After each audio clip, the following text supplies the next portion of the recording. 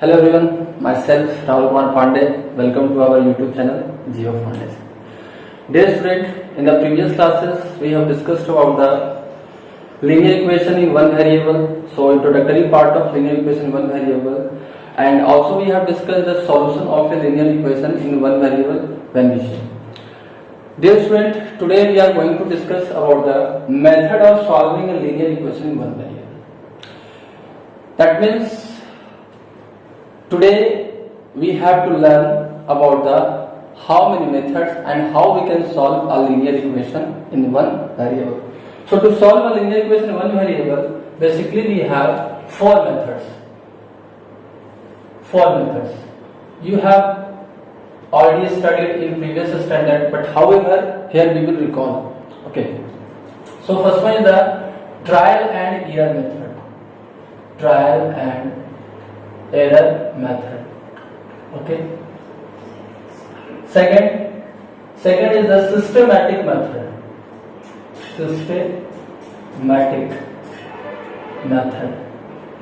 And this method is also known as balancing method. Okay. Third one is transposition method.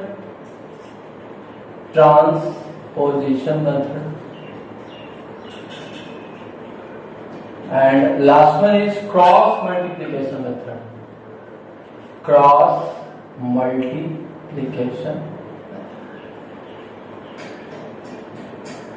So dear students, we have four methods, and some of the methods you have already studied in the standard, previous standard. Okay, but we have to learn one by one. So now let's start the first method, trial and error method. तो trial and error method में है क्या बच्चे कि जैसा इसका नाम है क्या कि trial and error, that means हम लोग क्या करेंगे, some of the value we have to take and we have to put in the equation and we will check this satisfies the equation or not. Okay, if this satisfies this equation, then we can say that will be the value of given equation. If not, then we can say this is not a value, value or solution of a given equation. आप लोग बच्चे already जानते हो कि linear equation in one variable का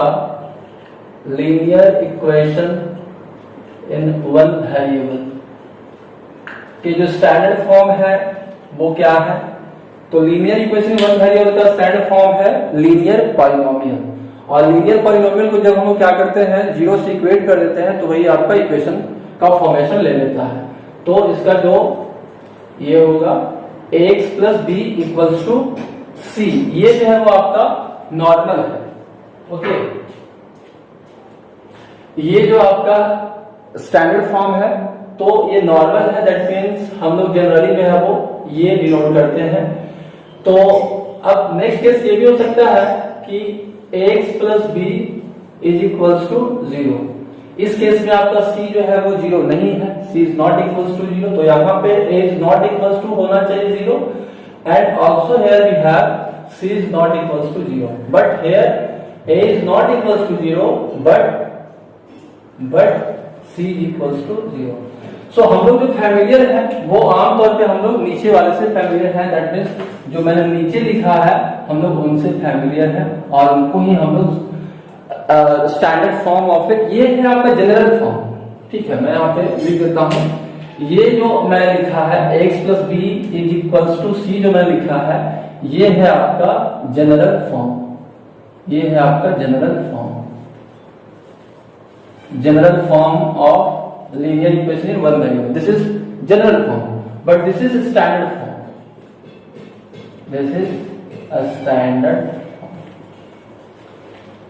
right. Okay, so this is linear equation one variable का general form आपको पता चल गया और स्टैंडर्ड फॉर्म पता चल गया. अब बच्चों इसमें ट्रायल एरर का मतलब मैंने आपको समझा दिया कि आपको क्या करना है, रैंडमली जो है कोई भी वैल्यू इक्वेशन दिया हुआ रहेगा, रैंडमली कोई वैल्यू सेलेक्ट करना है, चूज करना है. ठीक है, और उसमें फिर पुटअप करेंगे, सब्स्टिट्यूट करेंगे. सब्स्टिट्यूट कैसे करेंगे हम लोग, तो वेरिएबल की जगह पे उसको हम रिप्लेस कर देंगे.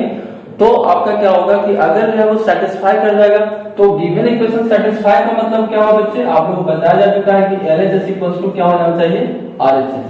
अगर ये कंडीशन आपका वैलिड होगा तब हम कहेंगे कि वो जो वैल्यू है वो इक्वेशन को सेटिस्फाई कर रहा है, that means that will be the solution of A given equation, जब ये आपका ये कंडीशन फॉलो हो, राइट।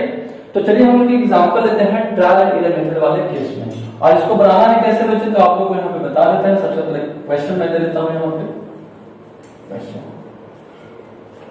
तो सपोज मान लो कि यहाँ पे आपको दिए हुए हैं, सिंपल सा मैं इक्वेशन लेता हूँ आप लोग समझाने के लिए, 2x minus 4 is equals to 6, ठीक है। तो 2x minus 4 is equals to 6 मैंने ले लिया है। अब यहाँ पे हमने इसकी सॉल्यूशन निकालनी है, और एक चीज और बच्चे कि लीनियर इक्वेशन में वन वेरिएबल का जो सॉल्यूशन होगा वो ओनली वन सॉल्यूशन होगा, मींस इनके अगर कितने सॉल्यूशन आप अगर कहना चाहोगे कितने सॉल्यूशन सर निकलेंगे, तो linear equation one variable has only one solution, has only one solution. तो इसके बाद बच्चा आपका सॉल्यूशन होगा वो एक ही होगा, एक और मात्र एक सॉल्यूशन होगा, ओनली वन सॉल्यूशन, ठीक है। और इसका जो ग्राफिकल रिप्रेजेंटेशन होता है, इसका जो ग्राफिकल रिप्रेजेंटेशन होता है वो क्या होता है, ग्राफिकल रिप्रेजेंटेशन वो है आपका स्ट्रेट लाइन, ठीक है। ग्राफिकल रिप्रेजेंटेशन होता है स्ट्रेट लाइन, ये आपको हाई क्लासेस में पढ़ने हैं, लेकिन यहाँ पे थोड़ा सा मैं आपको जैसा कि हमेशा कहते भी रहता हूँ कि जीरो लेवल से एडवांस लेवल तक हम लोग को समझना है, जानना है, तो उस लिहाज से जो आपको ये बताया गया कि लीनियर इक्वेशन वन वेरिएबल का एक और मात्र एक सॉल्यूशन होगा, दैट मींस इसका मतलब क्या होगा कि सिर्फ एक वैल्यू के लिए ही गिवन इक्वेशन सेटिस्फाई होगा, किसी अदर वैल्यू के लिए गिवन इक्वेशन सेटिस्फाई नहीं होगा, ठीक है। फिर ग्राफिकल रिप्रेजेंटेशन का मतलब हुआ कि if we draw X axis and Y axis, ठीक है, तो इसमें जो आपका कोई भी गिवन इक्वेशन होगा तो इसका जो रिप्रेजेंटेशन होगा वो कुछ इस टाइप का हो सकता है, या कुछ इस टाइप का हो सकता है, या कुछ इस टाइप का हो सकता है, मींस ये इस टाइप का होगा, ठीक है। लीनियर इक्वेशन वन वेरिएबल का जो ग्राफिकल रिप्रेजेंटेशन होगा वो स्ट्रेट लाइन होगा, जो कि आपको next class that means 9th standard में पढ़ना है, ठीक है। तो चलो बच्चों हम लोग यहाँ पे इस क्वेश्चन पे आते हैं, 2x minus 4 is equals to 6 है, ओके। तो हम लोग को करना क्या है, सबसे पहले क्या करेंगे कि एक टेबल बना लेते हैं, टेबल बना लेते हैं, ठीक है। और यहाँ पे 1 2 3 4 कॉलम बना लिए हैं। यहाँ पे लिखेंगे वैल्यू ऑफ x, ठीक है। यहाँ पे LHS, तो LHS में मेरे पास कितने हैं, ये लिखेंगे RHS, और यहाँ पे LHS इक्वल्स टू RHS, ठीक है। और एक और कॉलम बना लेते हैं यस और नो का, ताकि क्लैरिफिकेशन मिल जाए। रिमार्क्स लिखते हैं यहाँ पे, रिमार्क्स, तो यहाँ पे LHS कितना है हम लोग के पास 2x माइनस 4, और RHS कितना है 6, ठीक है, ये मैंने लिख लिया है। अब देखो बच्चे हम लोग क्या करेंगे, जैसा कि मैंने कहा कि वैल्यू आपको सेलेक्ट करना है, इसमें आपको क्या करना है, पुटअप करना है, सब्स्टिट्यूट करना है, और हम लोग को देखना है कि इक्वेशन सेटिस्फाइड हो रहा है या नहीं हो रहा है, ठीक है। तो सपोज मान लो कि हमने यहाँ पे 1 पुट किया, ठीक है, x की वैल्यू जो हम लोग ने कितना पुट किया, वो we try different values of x to get LHS equals to RHS, right. LHS equals to RHS के लिए हम लोग यहाँ पे डिफरेंट वैल्यूज x की ट्राई कर रहे हैं। तो इस केस में आप देख रहे हैं बच्चे कि यहाँ पे इक्वल नहीं आया है, तो नो लिख देंगे। फिर हम लोग टू वैल्यू x की वैल्यू 2 रखेंगे, तो यहाँ पे कितना 2 2 4 4 माइनस 4, यहाँ पे कितने आ गए 0 आ गए, बट यहाँ पे क्या है 6 है, तो इसमें भी आपका नो हो जाएगा। फिर हम लोग x की वैल्यू 3 रखेंगे, तो 3 2 6 6 माइनस 4 आपका 2 हो गया, यहाँ पे 6 है, लेकिन यहाँ पे भी आपका रिजल्ट नो में है। फिर हम लोग 4 रखेंगे, तो 4 के लिए आपका 4 2 8 8 में से आपका 4 गया, तो 4 आ गया, यहाँ पे लेकिन 6 है, इसमें भी आपका नो होगा। अब जब बच्चे लोग 5 रखते हैं, तो 5 5 2 10 10 में से 4 गया 6, तो यहाँ पे भी 6 है। तो इस केस में बच्चे आपका क्या आ गए कि LHS की वैल्यू जो है वो RHS के इक्वल आ चुके हैं। तो LHS की वैल्यू RHS के इक्वल आ चुके हैं, so we can say that this step will determine the values of x, and the 5 is the given value of x, okay, sorry, 5 is the solution of the given equation, right. तो यहाँ पे जो है हम लोग लिखेंगे कि hence x equals to 5 is the solution। तो इस तरह से बच्चे हम लोग क्या करते थे, ट्रायल एंड एरर मेथड में हम लोग क्वेश्चंस को सॉल्व करते थे। लेकिन ये जो मेथड है बच्चे बड़ा ही टाइम कंज्यूमिंग मेथड है और बड़ा ही आपका लेंदी मेथड है, क्योंकि ये सिंपल इक्वेशन है तब तो हम लोग इतना आसानी से सॉल्व कर लिए। लेकिन अगर हमारे पास थोड़ा ब्रॉड कंसेप्ट का जो है वो इक्वेशन आता तो हम लोग जो है वो उस केस में इक्वेशन सॉल्व करने में हो सकता है कि बहुत ही ज्यादा समय लग जाता। तो उस वजह से जो है हम इनको क्या करते हैं, उतना फॉलो नहीं करते हैं। ये जो आपका है इनकी लिमिटेशन क्या है बच्चे की, सिंपल इक्वेशन के लिए वैलिड है, ठीक है। सिंपल इक्वेशन के लिए ये वैलिड है trial and error method. So I hope बच्चों आपको ट्रायल एंड एरर मेथड समझ में आ गया। अब हम लोग चलते हैं नेक्स्ट मेथड की ओर, सिस्टमैटिक मेथड और balancing method. So student, systematic method और balancing method, so in this method what we are going to do, हम लोग इस मेथड में क्या करने जा रहे हैं, तो सिस्टमेटिकली हम लोग जो है इक्वेशन को क्या करते हैं, सॉल्व करते हैं। मीन्स यहाँ पे इनका नाम है बैलेंसिंग, दैट मीन्स क्या करेंगे हम लोग LHS और RHS की तरफ जो है वो कुछ हम लोग बैलेंस करने का काम करेंगे। और जैसा कि बच्चों आप लोग जानते हो कि बैलेंस कैसे किया जाता है, तो आपका राइट साइड में या लेफ्ट साइड में कुछ ऐड करके, कुछ सब्ट्रैक्ट करके, कुछ मल्टीप्लाई करके, कुछ डिवाइड करके, तो ये सब जो है वो मैथमेटिकल ऑपरेशन करके हम लोग क्या कर सकते हैं कि जो मैथमेटिकल इक्वेशन है उनको हम बैलेंस कर सकते हैं। तो बच्चे सिस्टमैटिक मेथड और बैलेंसिंग मेथड उसी क्या एप्लीकेशन है, तो हम लोग यहाँ पे इसके क्वेश्चन में जो है इस मेथड में हम लोग वही काम करने जा रहे हैं। एक चीज और मैं आप लोगों को बता दूं बच्चे कि कोई भी इक्वेशन है, अगर हम उसमें दोनों साइड में सेम फैक्टर से या सेम नंबर से जो है वो ऐड कर दें, सब्ट्रैक्ट कर दें, या फिर आपका मल्टीप्लाई कर दें नॉन जीरो नंबर से, या फिर हम नॉन जीरो नंबर से डिवाइड कर दें, तो आपका वैल्यू चेंज नहीं होता है गिवन इक्वेशन का। मीन्स उसमें कोई इफेक्ट नहीं पड़ता है, उनको कोई भी प्रभाव नहीं होता है। तो बच्चे हम लोग आते हैं इक्वेशन इस पे लेंगे ताकि आप लोगों को समझ में आए। तो सपोज एक एग्जांपल लेते हैं रैंडमली, 2m - 12 = 8, ठीक है। ये मैंने इक्वेशन ले लिया है, ये सिंपल इक्वेशन मैंने लिया है आप लोगों को समझाने के लिए, और इसका भी वजह है। तो 2m - 12 = 8 है बच्चा, ठीक है। हमें इसको सॉल्व, इस क्वेश्चन को जो है सिस्टमैटिक मेथड और बैलेंसिंग मेथड से सॉल्व करेंगे। तो सिस्टमैटिक मेथड और बैलेंसिंग मेथड में करना क्या पड़ेगा, तो हमें बैलेंस करना पड़ेगा, या तो ऐड कर सेम नंबर से ऐड करेंगे दोनों तरफ, या तो सब्ट्रैक्ट करेंगे, या तो मल्टीप्लाई, या तो डिवाइड करेंगे। तो देखो बच्चों हम लोग का सबसे पहला जो टारगेट होगा सिस्टमैटिक और बैलेंसिंग मेथड में कि जो कांस्टेंट टर्म है, कांस्टेंट टर्म और जो वेरिएबल टर्म है उसको सेपरेट कर लिया जाए, मींस उनको एक तरफ कर लिया जाए। तो आप देख रहे हैं जैसा कि इसमें कि कांस्टेंट टर्म भी है LHS में और वेरिएबल टर्म्स भी है। तो हम लोग सबसे पहले क्या करेंगे, इसको सेपरेट करेंगे। सेपरेट का मतलब हुआ कि हम लोग इसको बैलेंस करेंगे। तो बैलेंस करने के लिए क्या करना पड़ेगा कि देखिए इधर आपका -12 है, तो हमें इसको हटाना है यहाँ पर से, क्योंकि हमें सिर्फ वेरिएबल को रखना है, तो हमें हटाना है। तो हम लोग क्या करेंगे, +12 से जो है वो इधर ऐड कर देंगे, और इधर भी हम लोग ऐड कर देंगे +12 से। जैसा कि मैंने आपको बताया कि इफ वी ऐड और subtract from the same quantity both side of the equation, then the value of equation does not change at all.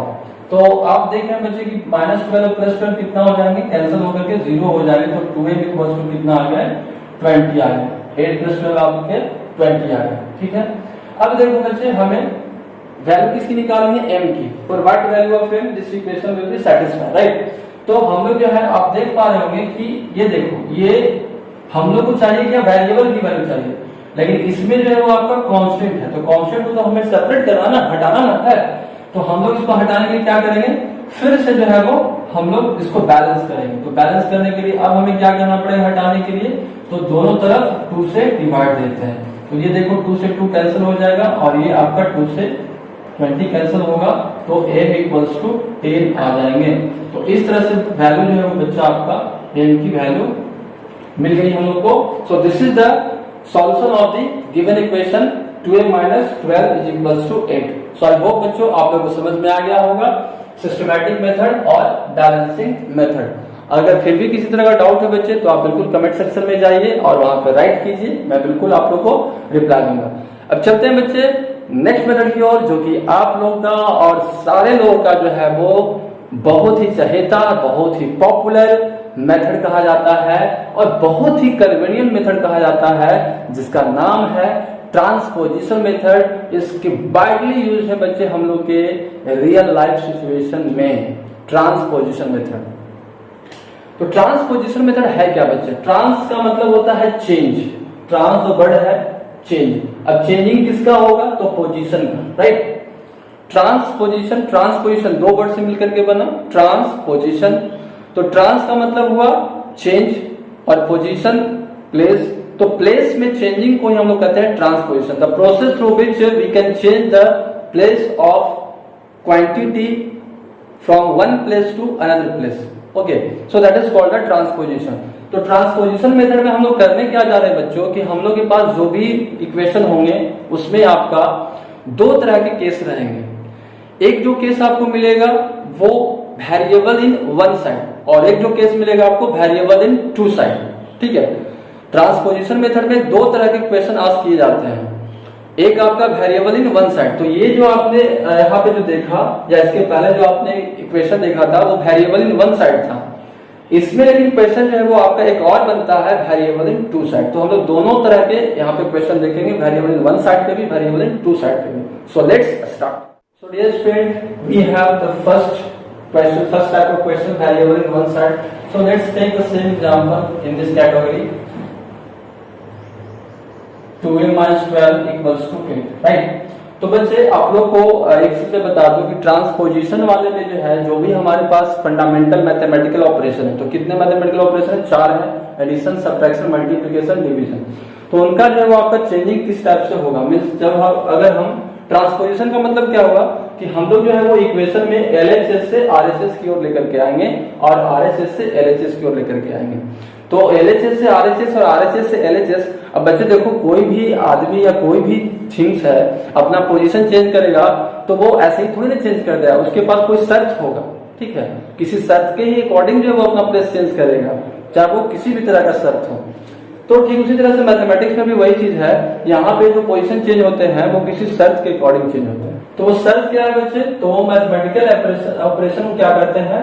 Exchange करते हैं, means plus converted into minus and minus converted into plus if we are taking anything, any quantity from left side to right side और right side to left side. Okay, similarly for the multiplication change into the division and division change into the multiplication। तो ये बच्चे आप लोग याद रखोगे transposition के लिए कि प्लस जो है वो माइनस में चेंज होता है, माइनस प्लस में चेंज हो जाता है, मल्टीप्लिकेशन डिवीजन में चेंज होता है, डिवीजन आपका मल्टीप्लिकेशन में चेंज हो जाता है, ठीक है। ये ट्रांसपोजिशन।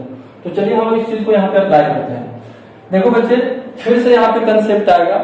देखिए बच्चे, हम लोग जो है वो ये ट्रायल एंड एरर मेथड को हम लोग क्या कर दिए, उसको हटाए, उसको एलिमिनेट किया हम लोग। तो सिस्टमैटिक मेथड, बैलेंसिंग मेथड आया। तो सिस्टमैटिक मेथड और बैलेंसिंग मेथड को हम लोग फिर क्यों हटाए? क्योंकि बच्चे वो भी जो है वो आपका टाइम कंज्यूमिंग ही मेथड था और वो भी आपका simple equation. This is also one of the time consuming method, so that's why we will also ignore this method and we have to follow the transposition method है। Okay, तो इसी वजह से जो है बच्चे बैलेंसिंग मेथड को भी हटा दिया गया, वो उनको भी जो है रिप्लेस किया गया ट्रांसपोजिशन मेथड से। ट्रांसपोजिशन मेथड जो बहुत ही वाइडली यूज होता है क्योंकि ये जो है वो बड़े बड़े लंबे लंबे इक्वेशन के लिए भी जो है इनको हम इस्तेमाल करते हैं, यूज करते हैं। इस वजह से जो है ये बहुत ही पॉपुलर है और यहाँ से इक्वेशन जो बिल्कुल आपके आएंगे ही आएंगे। तो चलो बच्चों, हम लोग यहाँ पे फिर से कंसेप्ट तो वही रहेगा जो बैलेंसिंग मेथड में हम लोग अपनाए थे कि वेरिएबल एक तरफ करना है, कांस्टेंट एक तरफ करना है। एनी हो आपको ये कंसेप्ट तो लेकर के आना ही पड़ेगा कि वेरिएबल एक तरफ है, कांस्टेंट एक तरफ है। तो देखो यहाँ पे कांस्टेंट है, एलएचएस में कांस्टेंट है, हमें इसको क्या करना है? आरएचएस में करना है। तो ये बच्चा देखो माइनस में है, अब इसको माइनस से हम इनको उधर लेके जाना चाहते हैं तो कोई शर्त होगा इसका, तो माइनस किस में चेंज हो जाता है? प्लस में। तो यहाँ पे लिखेंगे हम लोग 2m इक्वल्स टू 8 प्लस 12, ठीक है। तो इसके बाद जो है वो 2m इक्वल्स टू कितना हो जाएगा? 20। अब देखो ये m के साथ 2 क्या है? मल्टीप्लीकेशन में है। अब ये कांस्टेंट है तो कांस्टेंट को हमें सेपरेट करना है, तो मल्टीप्लीकेशन जो है वो हम इसको राइट साइड में लेके जाएंगे तो किस में चेंज होगा? डिवीजन में। तो m इक्वल्स टू यहाँ पे कितने आ जाएंगे? 20/2, so that will be 10। So now hence the required solution of this given equation is 10। तो वहां से भी हम लोग का 10 ही आया था और यहाँ से भी हम लोग का 10 ही आ रहा है। तो बच्चे बिल्कुल इक्वेशन का आंसर जो सही है। और ये जो क्वेश्चन था बच्चे वेरिएबल वन साइड पे था। आप लोग को करना क्या है कि नंबर ऑफ क्वेश्चन जो है वो सॉल्व करना है अपने घर पे। वैसे मैं क्वेश्चन आप लोगों को दे रहा हूँ वेरिएबल इन वन साइड पे, आप लोग इसको सॉल्व करोगे। क्वेश्चन है आपका 2x minus 4 equals to 8। Okay, ये आपका क्वेश्चन है। इसका आंसर जो है वो आप कमेंट सेक्शन में बताएंगे। एक एग्जांपल लेते हैं बच्चे वेरिएबल टू साइड के लिए। तो वेरिएबल टू साइड के एग्जांपल लेते हैं। सपोज यहाँ पे 2x plus 1 is equals to 8 plus 5 into x plus 2 मैं ले लेता हूँ। ठीक है, जो भी आएगा वैल्यू देखा जाएगा, हो सकता है फ्रैक्शन में भी आ जाए, होल में नहीं आए।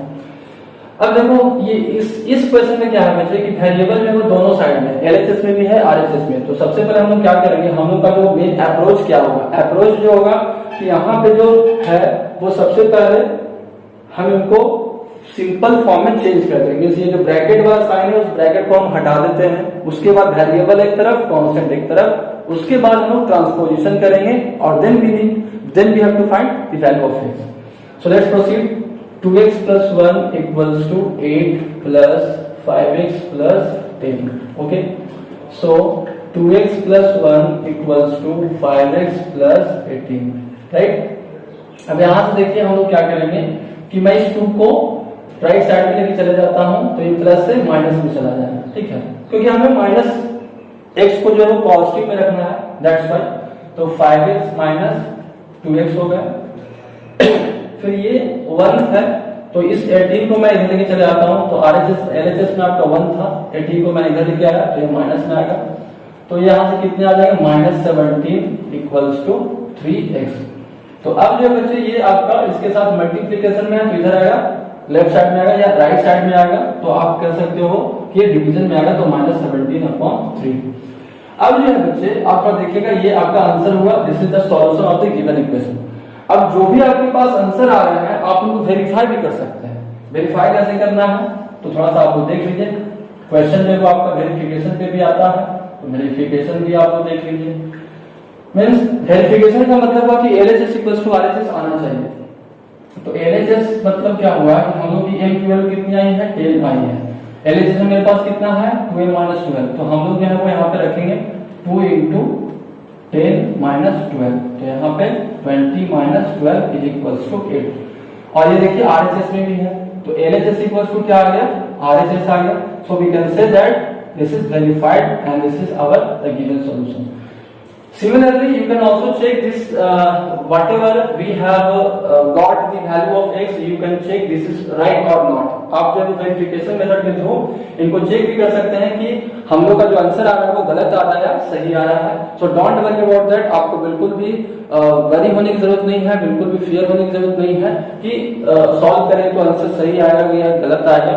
आप चेक करके देख सकते हो। ठीक है, तो हम लोग अब नेक्स्ट मेथड की ओर चलते हैं, क्रॉस मल्टीप्लिकेशन मेथड, जिसका नाम है। So dear student, we have the new method cross multiplication method। तो cross multiplication जो वर्ड है बच्चे वो उससे आप पहले ही फैमिलियर हो चुके हैं। You have already familiar with this term। Cross multiplication का मतलब है कि हमें जो है वो क्रॉसिंग के थ्रू मल्टीप्लाई करना होगा। तो इसमें जो क्वेश्चंस आते हैं वो आमतौर पे किस टाइप के आते हैं, और मेरे प्यारे बच्चों इसका भी जो बहुत ही वाइड एप्लीकेशन है। तो ट्रांसपोजिशन मेथड के बाद में है सबसे ज्यादा जो इम्पोर्टेंस है वो इन्हीं का रहता है, क्योंकि जो अब कल आजकल जो इक्वेशन आने लगे हैं सॉल्व करने के लिए वो इसी पे बेस्ड होते हैं। ओके, इसी पे बेस्ड होते हैं। तो हम लोग इसको देखते हैं। क्रॉस मल्टीप्लिकेशन का मतलब आपको बता दिया गया कि हम लोग बाय क्रॉसिंग जो है वो क्या करेंगे, मल्टीप्लाई करेंगे। अब इसमें जो क्वेश्चन होते हैं वो आमतौर पर कुछ इस टाइप का देखने को मिलेगा। ठीक है, आमतौर पर x plus B cx plus D is equals to p upon q। ठीक है, where cx plus d is not equals to 0 and q is not equals to 0। तो इस फॉर्म में आपको अगर मिलता है इक्वेशन तो आप कहोगे या आप कह सकते हैं कि हमें इसको सॉल्व करना होगा किससे, तो क्रॉस मल्टीप्लिकेशन मेथड से। ठीक है बच्चों, इसमें करना कुछ नहीं होगा, इसमें क्या करना है, सबसे पहले क्रॉस मल्टीप्लाई करना पड़ेगा और क्रॉस मल्टीप्लाई करने के बाद जो है फिर से ये ट्रांसपोजिशन मेथड की तरह फॉलो होने लगता है। तो क्रॉस मल्टीप्लिकेशन मेथड में आपका ये फॉर्म होगा, पहले क्रॉस मल्टीप्लाई करना है, उसके बाद जो है वो as it is transposition method को फॉलो करने लगना है। ओके, तो आई होप आप लोगों को समझ में ये आ रहा होगा कि हमें इसमें करना क्या है। अब बच्चों हम लोग एक क्वेश्चन देख लेते हैं जिससे आप लोगों को समझ में आ जाए कि इसमें अप्लाई कैसे करना है गिवन इक्वेशन में। तो सपोज मान लो कि मैं एक रैंडमली कोई क्वेश्चन लेता हूँ 2x plus 3 upon 7x plus 2 is equals to 3 upon 5। ठीक है, ये मैंने इक्वेशन ले लिया। अब आप देख रहे होंगे कि ये जो इक्वेशन है डिफरेंट टाइप के क्वेश्चन हो सकते हैं। आप जो घर पे जितना ज्यादा प्रैक्टिस करेंगे उतने ज्यादा आपके लिए बेहतर होंगे। और किसी भी टाइप का क्वेश्चन हो आप कमेंट सेक्शन में डालिए, मैं उसका एज सुन एज आपका क्या होगा रिप्लाई करने का कोशिश करूंगा बच्चे। तो इनको सबसे पहले क्या करना है कि क्रॉस मल्टीप्लाई करना है। तो क्रॉस मल्टीप्लाई करेंगे हम लोग, क्रॉस मल्टीप्लाई करेंगे तो नेक्स्ट स्टेप में हम लोग लिख सकते हैं 5 into 2x plus 3 is equals to 3 into 7x plus 2। ठीक है, अब ये क्या हो गया, अब हमें क्या करना होगा कि जो ब्रैकेट्स है उसको हटाना पड़ेगा। तो 10x plus 15 is equals to 21x plus 6। ठीक है, अब देखो ये जो इक्वेशन आ गया वो वेरिएबल इन बोथ साइड है, और वेरिएबल इन बोथ साइड वाला जो कंडीशन है वो हम ट्रांसपोजिशन मेथड में ऑलरेडी देख चुके हैं। So you can follow that, right. तो बहुत ही आसान सा है। तो अब हम क्या करेंगे कि वेरिएबल एक तरफ कांस्टेंट एक तरफ, तो हम लोग जो है 21x माइनस 10x कर देते हैं और इधर जो है वो 15 माइनस ये आपका 6 हो जाएगा। तो यहां से आ जाएंगे 9 और यहां से कितने आ जाएंगे 11 ना 11। तो x इक्वल्स टू आपका कितने आ गए 9 upon 11। So this is the given solution of the this is the solution of the given equation, right. तो ये है आपका गिवन इक्वेशन का सॉल्यूशन। देखो बच्चों मैं इसको फिर से रिकैप कर देता हूं। हमें सबसे पहले क्रॉस मल्टीप्लाई करना है, क्रॉस मल्टीप्लाई करने के बाद ब्रैकेट को हटाना। ये चीज आप लोग याद रखेंगे कि ब्रैकेट जो भी है सबसे पहले आप ब्रैकेट को हटाइए, क्योंकि आपको इसमें बोर्ड मास भी फॉलो होगा। कुछ क्वेश्चन रहेंगे जिसमें आपको बोर्ड मास भी फॉलो करना पड़ेगा। तो ब्रैकेट को हटाइए। ब्रैकेट हटाने के बाद जो है आप जिस टाइप से ट्रांसपोजिशन में सॉल्व करते थे उसी तरह से आपको यहाँ पे इक्वेशन मिल जाएगा। तो अब वेरिएबल एक तरफ कांस्टेंट एक तरफ की कंडीशन आ जाएगी। तो हम लोग यहाँ पे क्या किया 21x माइनस 10x, तो यहाँ पे 11x आ गया। ठीक है, फिर यहाँ पे 15 माइनस 6 आपके 9 आ गया। तो x equals to 9/11। So this is the QED, quite easily done. इस तरह से बच्चों हम लोग चारों मेथड जो है वो आसानी तरीके से कर लिए। आई होप बच्चों आप लोग को बहुत ही अच्छा लगा होगा, और अच्छा लगा बच्चे तो बिल्कुल जो है आप देखते रहिए। आज के लिए बच्चों इतना ही, that's all for today, thanks for watching.